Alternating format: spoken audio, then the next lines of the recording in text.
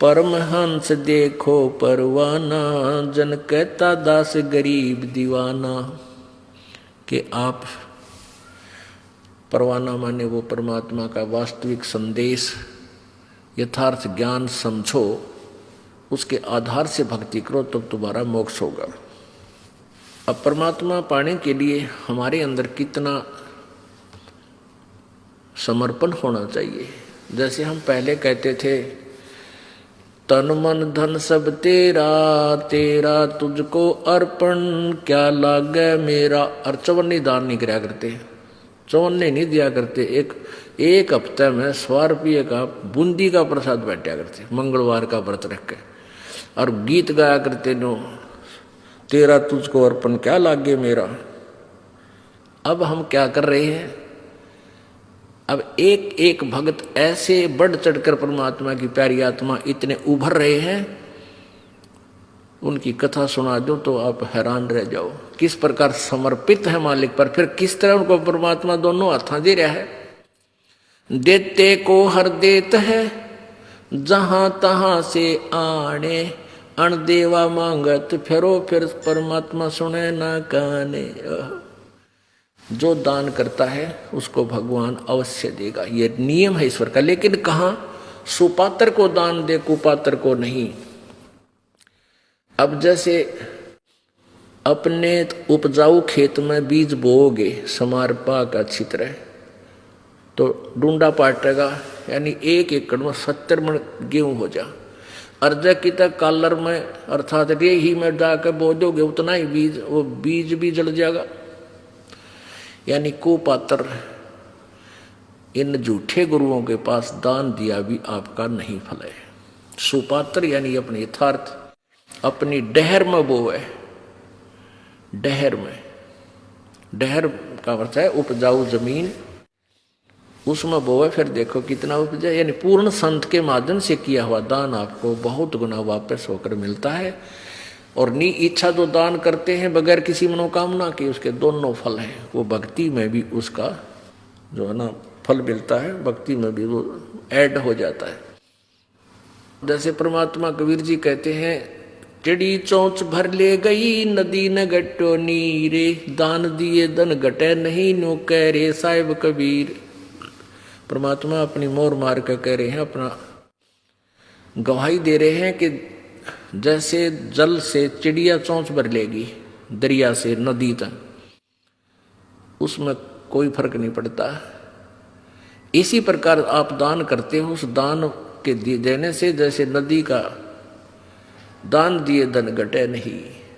आप कितनी कमाई करते हो विचार कर लो, आप कितना धन कमाते हो जिस दिन से आप अपने पैरों पर खड़े होते हो और जिस दिन तुम्हारा अंत होगा।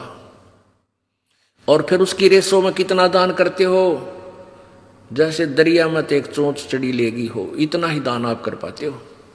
बाकी सारा या काल व्यवस्था में ही लगा जाते हो, लग ही जाता है।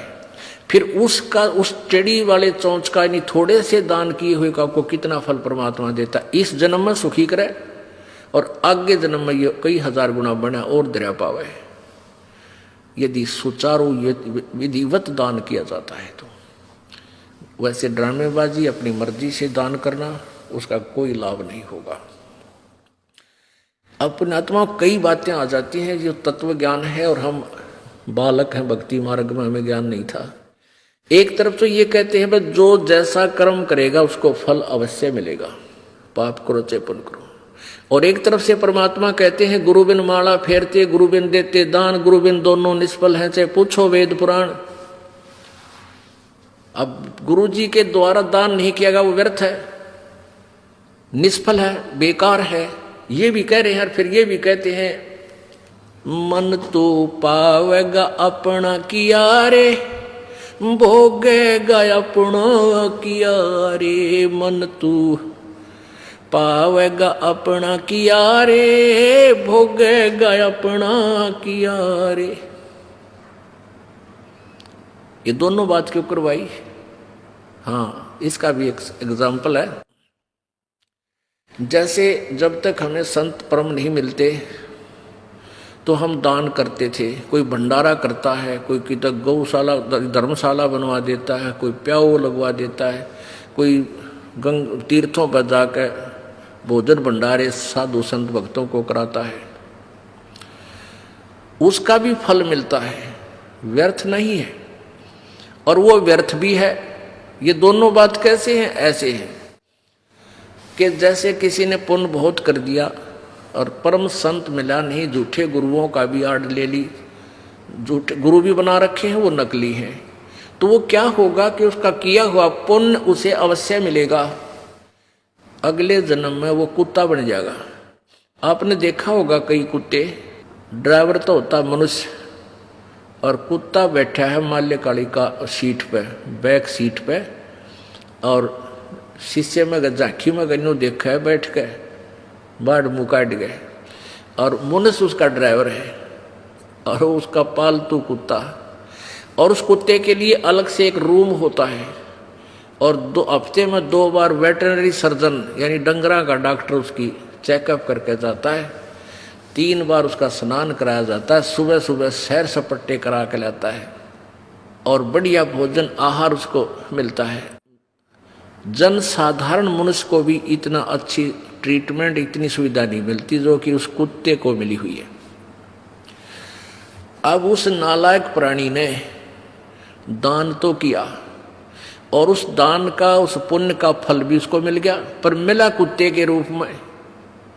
यदि वो परम संत की शरण में होता तो उसको मान ले पार ना होता तो ये सुविधा मिलती, कार भी मिलती, वेटरनरी सारी सुविधा मिलती, कूलर लगा हुआ उसके रूम में ये भी मिलता, और जो आज कुत्ते के रूप में मिली उसने।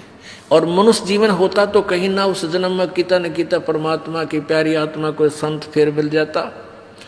अब उसने दान किया, वो किया हुआ कर्म मिला, अपना किया हुआ पा लिया, लेकिन कुत्ते के रूप में। आज तो उसने सारी सुविधा मिल गई, जो दान पुण्य किए थे भंडारे भंडूरे, और अगले जन्म में वो सूअर बनेगा। फिर क्या मिलेगा?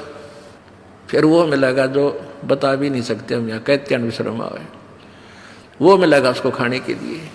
तो कहने का भाव ये, परमात्मा हमें हर तरह से चौकस करना चाहते हैं कि जो तुम कर रहे हो फल वो भी मिलेगा, लेकिन वो फल यूजलेस होगा। गुरु बिन माला फेरते, गुरु बिन देते दाने, गुरु बिन दोनों निष्फल हैं, चाहे पूछो वेद पुराण।